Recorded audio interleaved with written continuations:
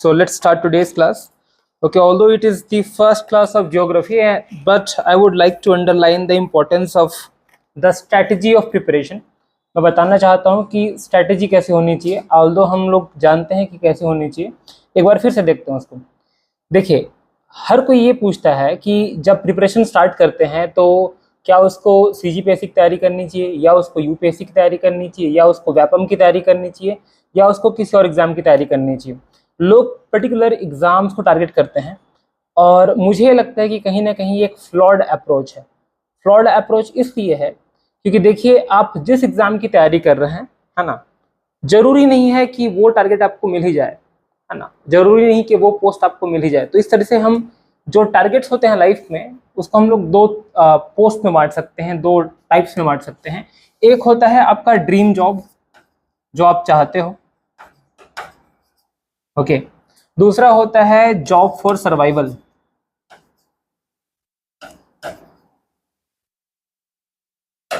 ठीक है, तो जॉब फॉर सर्वाइवल का मतलब है कि अगर आपको ड्रीम जॉब नहीं मिलती है आपकी, तो भी आपको कोई ना कोई जॉब मिले जिससे आपकी लाइफ जो है ना, चल सके, आप सर्वाइव कर सको। So that is why job for survival is necessary.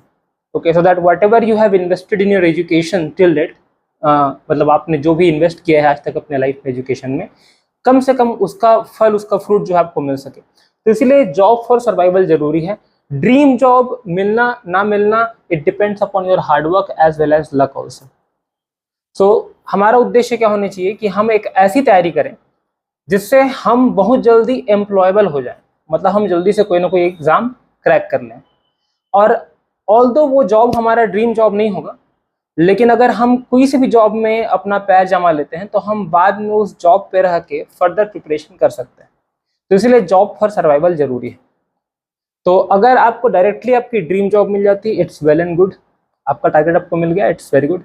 But आपको नहीं मिलता, अगर आपको ड्रीम जॉब का नहीं मिलता, तो उस कंडीशन में आपको ऐसा कोई ना कोई जॉब मिलना चाहिए जिससे आपकी लाइफ जो है स्मूथली चल सके।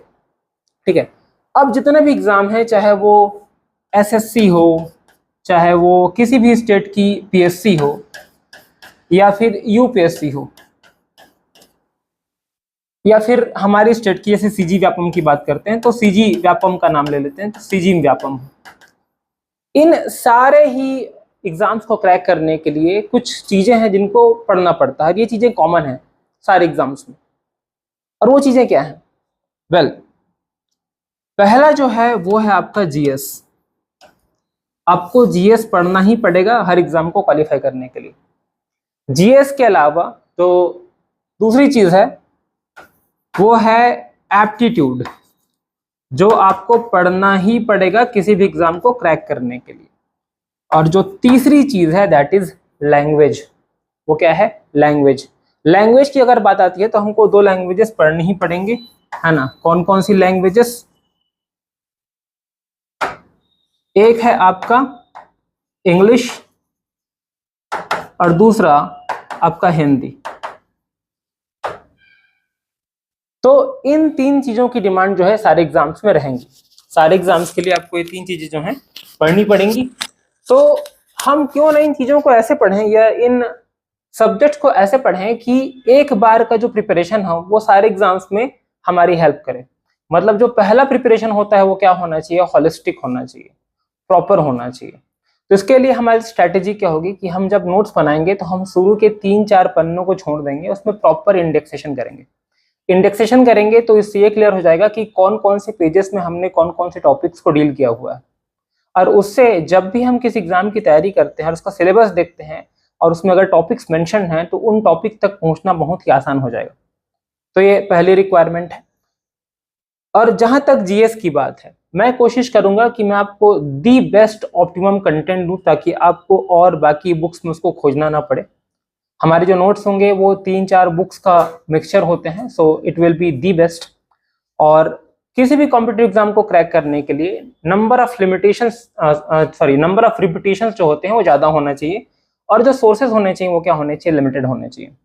हमको अपने सोर्सेज नहीं बढ़ाना है, हमको जो भी सोर्स हमारे पास है उसको रिपीट ज्यादा करना है। तो नंबर ऑफ रिपीटिशन क्या होना चाहिए? ज्यादा होना चाहिए, और जो सोर्सेज होने चाहिए वो कम होने चाहिए। तो GS के लिए हम ये स्ट्रेटेजी फॉलो करेंगे कि हम सोर्सेस को लिमिटेड रखेंगे। क्लास नोट्स हमारा बेसिक सोर्स होगा, पहले हम वो प्रिपेयर करेंगे और क्लास नोट्स को अपन कपल करेंगे किसी भी अच्छी एमसीक्यू की बुक के साथ।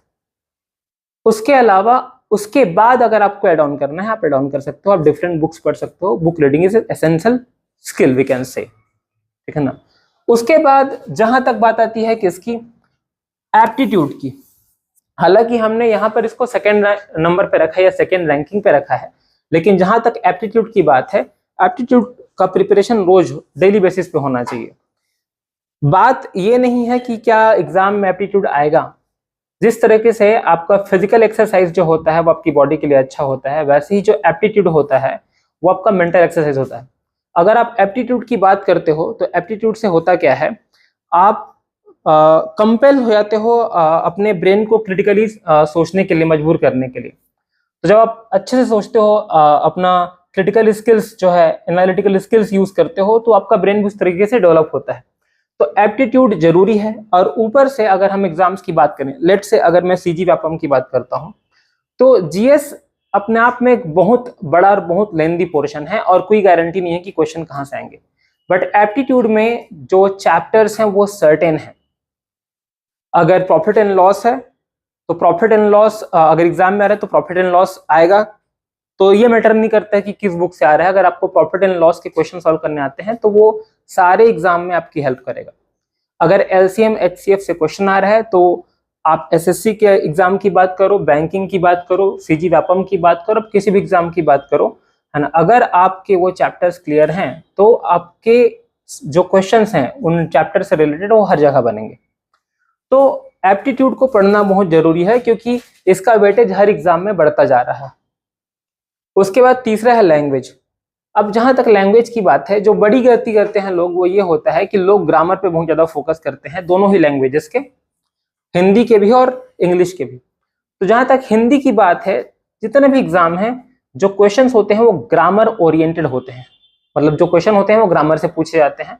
लेकिन अगर हम इंग्लिश की बात करें तो इंग्लिश के जो पोर्शन है उसमें ग्रामर के ऊपर फोकस जो है कम होता है, कॉम्प्रिहेंशन के ऊपर ज्यादा होता है। और कॉम्प्रिहेंशन एक ऐसा सेक्टर है जिसको आप विद इन 2 वीक 3 वीक में डेवलप नहीं कर सकते, you need more time for it. और उसके लिए आपको एक हैबिट जो है स्टार्ट करनी पड़ेगी, that is called book reading. उसको हम लोग क्या बोलते हैं, बुक रीडिंग बोलते हैं। तो बुक रीडिंग की हैबिट आपको स्टार्ट करनी पड़ेगी। तो यहाँ पर आपको प्रायोरिटी रखना है एप्टीट्यूड को, क्योंकि ये सारे एग्जाम्स में आता है। अगर हम सीजी व्यापम की बात करें तो वहां पर एप्टीट्यूड देखने को मिलेगा, अगर हम एसएससी की बात करें वहां पर एप्टीट्यूड देखने को मिलेगा, इवन सीजीपीएससी और यूपीएससी में जो सी सेट का पेपर होता है वो एप्टीट्यूड के ऊपर बेस्ड होता है। तो पहली प्रायोरिटी आपकी एप्टीट्यूड होगी, क्योंकि एप्टीट्यूड को हम बहुत जल्दी सीख नहीं सकते, इट टेक्स टाइम।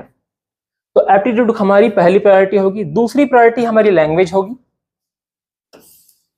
और लैंग्वेज भी टाइम टेकिंग है क्योंकि हमको वोकैबुलरी डेवलप करना है। और जो तीसरी प्रायोरिटी है वो जीएस है। तो देखिए, अगर मैं स्टडी को लेके बात करूं तो ये प्रायोरिटी चेंज हो जाएगी। सबसे पहली प्रायोरिटी पे रहेगा एप्टीट्यूड, सेकंड नंबर पे रहेगा आपका लैंग्वेज, और थर्ड नंबर पे रहेगा आपका जीएस। तो अगर आप घर में पढ़ाई कर रहे हैं तो आपको ध्यान रखना पड़ेगा कि आप सबसे ज्यादा समय किसको दें, एप्टीट्यूड को। उसके बाद सेकंड नंबर पे टाइम किसको दें, लैंग्वेज को, और उसके बाद जीएस। तो GS should be the third priority. अगर आपका एप्टीट्यूड और लैंग्वेज अच्छा है तभी आपको जीएस पढ़ने का फायदा मिलेगा, अदरवाइज आपको जीएस पढ़ने का फायदा नहीं मिलेगा। So the people who talk about learning GS and influence other people and have secured jobs, you have to understand that somewhere they have very good command over the aptitude and language, either from the school days or they have developed it recently. But before developing a command on the aptitude and language, whatever GS you are reading or you are studying, that will be useless. तो जो पहली priority है वो हमेशा किसकी होनी चाहिए, aptitude की, उसके बाद लैंग्वेज की, फिर जीएस की। लेकिन अगर आप जब क्वेश्चन सॉल्व करते हैं व्यापम के तो आपको क्या करना पड़ेगा, आपको ऑर्डर जस्ट उल्टा रखना पड़ेगा। आपको पहले क्वेश्चन सॉल्व करने हैं जीएस के, उसके बाद लैंग्वेज के, और उसके बाद एप्टीट्यूड के। अगर आपने एप्टीट्यूड से शुरुआत की तो अगर एक आध क्वेश्चन भी गड़बड़ हो गया, गलत हो गया, तो आपकी सारी मेहनत जो है बर्बाद हो जाएगी। आप बहुत सारा जो है टाइम लूज कर देंगे, उसके बाद आपका कॉन्फिडेंस एकदम नीचे आ जाएगा. So first of all, when you are solving the questions in the examination hall, first you have to start with GS, and after GS you have to prioritize language, and after language you have to prioritize aptitude. So अगर हम question solve करने की बात करते हैं तो order जो रहेगा वो जस्ट उल्टा हो जाएगा. लेकिन अगर हम घर पे प्रिपरेशन की बात करते हैं तो पहला प्रायोरिटी किसको देना है? एप्टीट्यूड को, उसके बाद लैंग्वेज को, उसके बाद जीएस को. और जब क्वेश्चन सॉल्व करते हैं एग्जामिनेशन हॉल में, so our first priority should be the GS, then language and then aptitude. So most of the students who are influenced by the star teachers of the GS, they forget the fact that aptitude plays a very important role in getting you selected. So for home, okay, this is the hierarchy, and for the examination this is the hierarchy. So first you have to become able to get a job for your survival. Once you get it, you can target any job as your dream job. So that should be the strategy. Okay, if you are running after a single job, okay, that either you have to do that job or you will do nothing, that will be a suicidal strategy. If you get your dream job, it's well and good. If you don't get it, your life will become miserable. So we have to follow a strategy which will ensure that first we will survive and then we will go for the higher posts. So that is how the approach of preparation should be. Now after this, okay, today let's start our class of Indian geography. ठीक है.